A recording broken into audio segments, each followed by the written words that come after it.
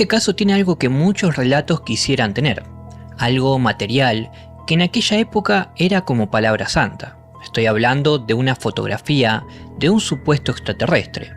Y no solo eso, porque el negativo fue analizado por Kodak y la figura parece haber estado delante de la cámara. Pero lo más fuerte del caso, la imagen, también de algún modo es lo más frágil.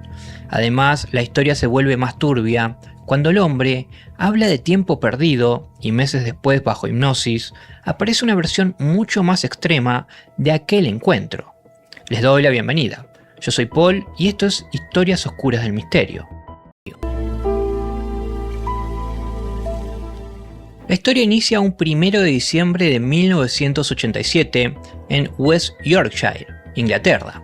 Un ex policía retirado salió a caminar por Ilkley Moor y su seudónimo era Philip Spencer y tenía alrededor de 50 años. Él vivía cerca de esta zona y esa mañana llevaba una cámara de fotos y una brújula. Y eso es clave, porque si no fuera por su cámara, tal vez hoy no estaríamos hablando de este caso. Ilkley Moor es un páramo bastante grande, algo irregular, con pasto húmedo y bancos de niebla. Yo pienso que más que nada llevaba la brújula justamente porque él conocía el lugar y también sabía que podía llegar a haber niebla. Eso lo podía dejar medio desorientado, pero con la brújula la niebla ya no era un problema. El ex policía estaba caminando desde East Morton. Su idea principal era visitar a un familiar, por eso llevaba la cámara de fotos y bueno, también para retratar algunas imágenes del paisaje. Pero mientras se internaba en el páramo, a cierta distancia, le pareció ver algo.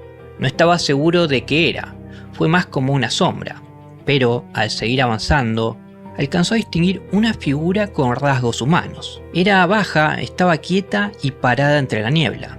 Spencer la observó unos segundos y notó que tenía proporciones no muy comunes en una persona normal. Su estatura era aproximadamente de 1,20 m y la cabeza era demasiado grande para su cuerpo. Sus brazos eran largos y flacos. En cuanto a lo que interpretó de lo que era la piel, la describió de un tono verdoso o azulado. La fotografía que después quedaría asociada al caso muestra algo borroso, pero el ex policía aseguró haberla visto con más claridad en ese momento. Este ser o entidad levantó uno de sus brazos y el hombre entendió eso como una advertencia, algo así como andate de acá. Pero en vez de salir corriendo, como haría cualquiera de nosotros, Spencer recordó que llevaba su cámara. Y a ver, para dar un poco de contexto, el tipo venía de trabajar casi toda su vida en la policía. Había visto situaciones tensas y violentas. Tal vez por eso su reacción fue más controlada. Él tomó la cámara, apuntó y disparó. El flash iluminó gran parte de la niebla presente y ahí la figura se movió. El ser retrocedió rápido y comenzó a alejarse. No hizo ningún sonido, simplemente huyó hacia una zona cubierta por vegetación baja. Spencer fue detrás, o al menos avanzó en esa dirección tratando de entender qué acababa de ver. Pero en su búsqueda se topó con otra cosa que no debería estar ahí.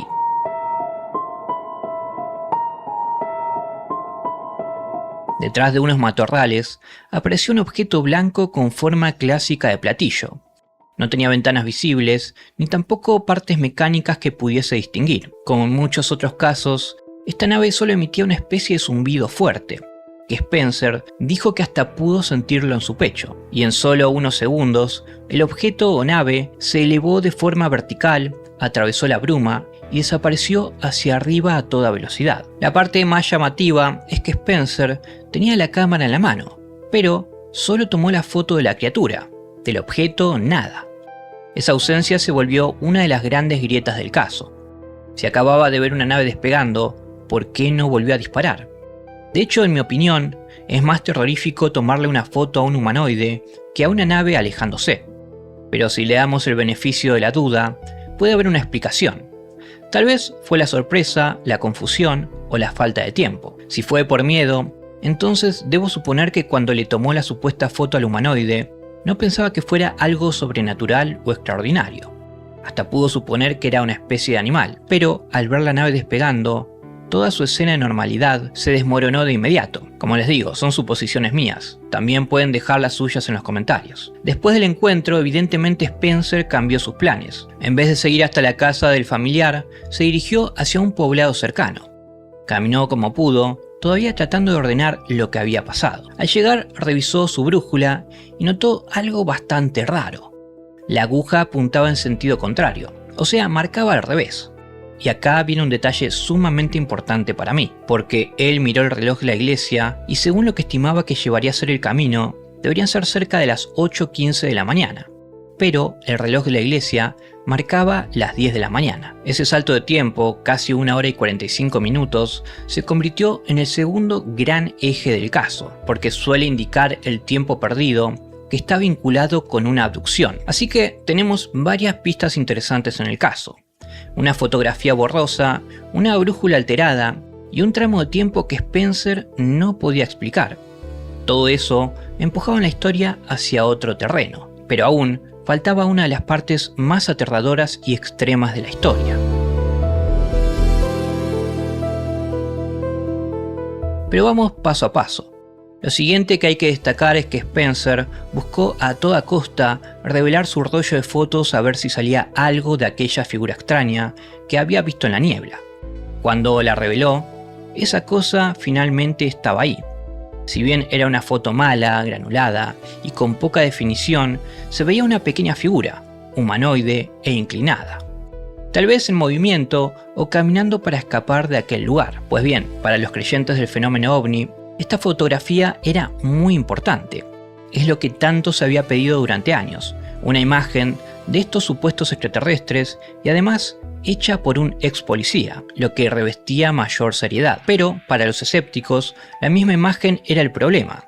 Estaba demasiado borrosa para cerrar el caso. De hecho, podía ser una persona disfrazada, una figura preparada o una forma mal interpretada. Spencer no se quedó de brazos cruzados. Su curiosidad estaba empezando a despertarse. Rápidamente buscó ayuda en investigadores ufológicos.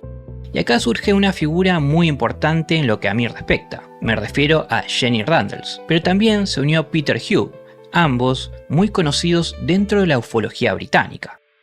Peter comenzó la investigación. Primero habló con el ex policía, revisó la zona concreta del avistamiento y también envió la foto a especialistas para que la examinen en profundidad. Y no cualquier especialista.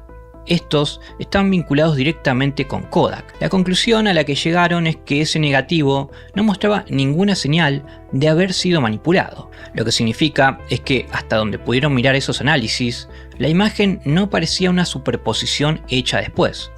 La figura pudo haber estado realmente frente a la cámara. Pero la pregunta que más nos interesa a nosotros es ¿qué era esa figura? Estaba claro que en principio algo había ahí, ya que no había manipulación. Pero acá es cuando el caso empieza a dividirse. Como mencioné antes, los defensores de Spencer le daban muchísimo peso al perfil del testigo. No era alguien que iba inventando historias por ahí y queriendo sacar dinero de todo eso.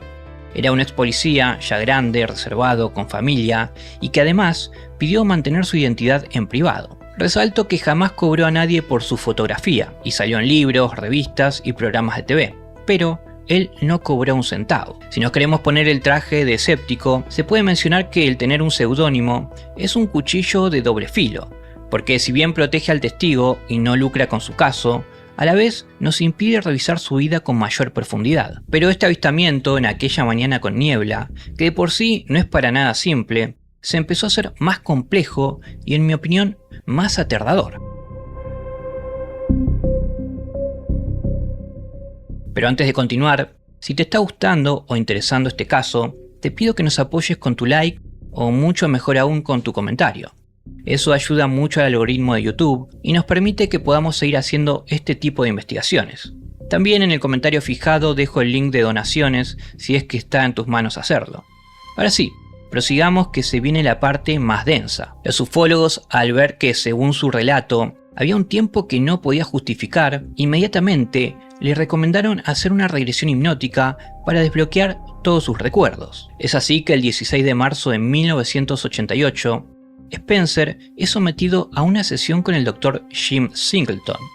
Bajo hipnosis, el hombre dijo que el encuentro con la criatura no había sido solo un avistamiento.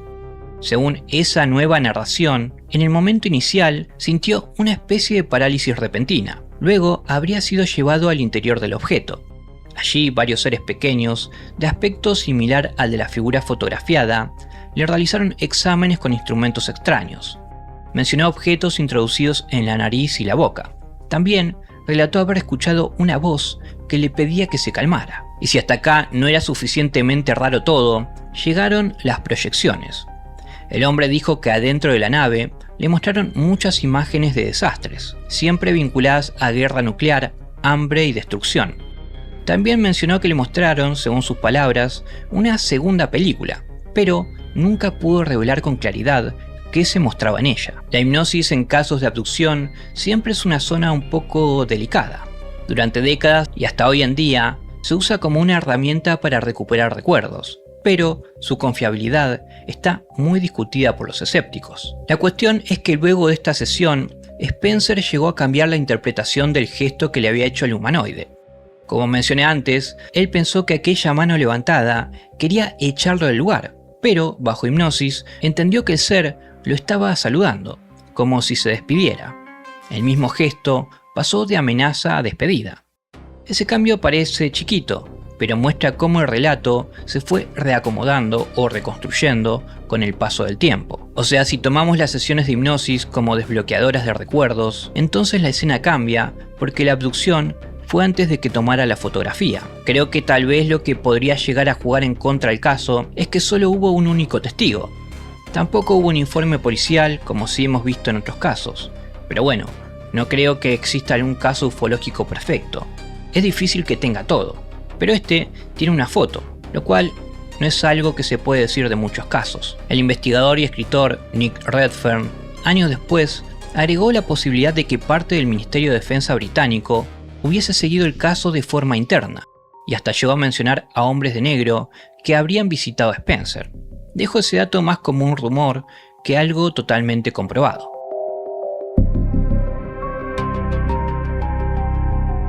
Además, Ilkley Moore ya cargaba con la fama de lugar raro antes de que Spencer apareciera con su foto.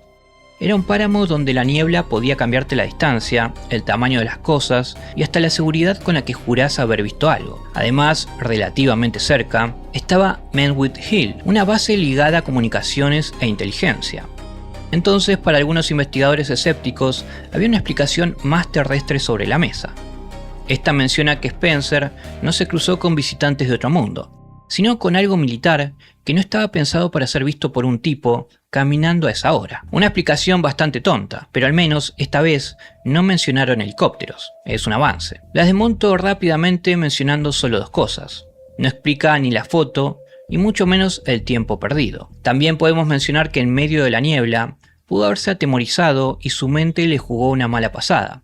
Pero esa teoría también la puedo descartar, porque alguien que se pone paranoico lo que menos atina a hacer es tomar una foto a una figura extraña. En mi opinión, la foto es lo que mantiene vivo al caso, pero también lo deja un poco rengo, porque uno la mira y algo hay.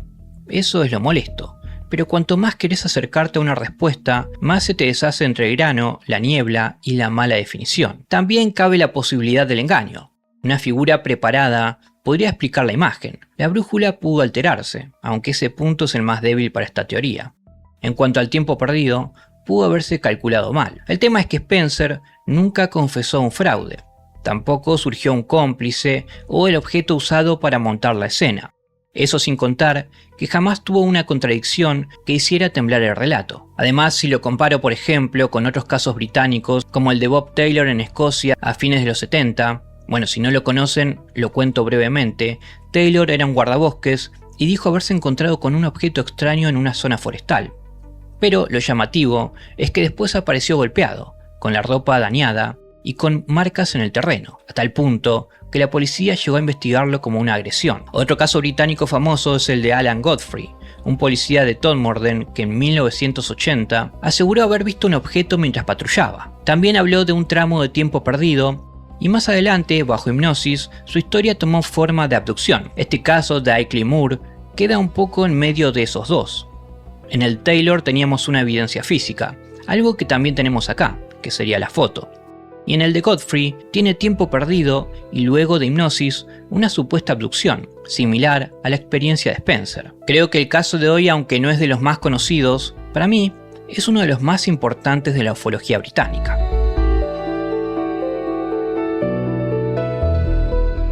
Viajantes, el caso ha sido presentado.